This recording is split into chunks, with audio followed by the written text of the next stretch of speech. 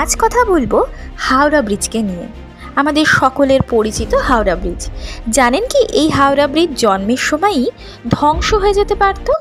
ঘটনাটা জানতে আমাদের পাড়ি দিতে হবে 1942-এর দ্বিতীয় বিশ্বযুদ্ধের সময়। জাপান তখন অক্ষশক্তির দলে নাম লিখিয়েছে। এশিয়া মহাদেশের মিত্রশক্তির অন্যতম সদস্য ব্রিটিশ শাসনাধীন ভারতের কলকাতাকে নাস্তানাবুদ করতে পারলে ব্রিটিশদের অনেকটাই ধরাশায়ী করা যেতে পারে। এদিকে কলকাতার নিরাপত্তার পর্যাপ্ত ব্যবস্থাও কিন্তু ব্রিটিশ সরকারের হাতে ছিল না।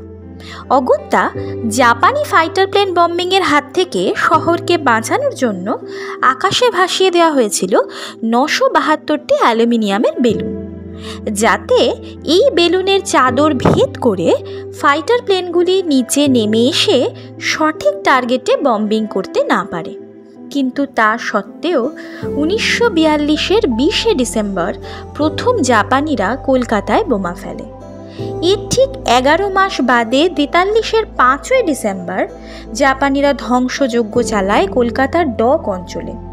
প্রচুর ক্ষয়ক্ষতি হয়, মৃত্যু হয় 187 জনের।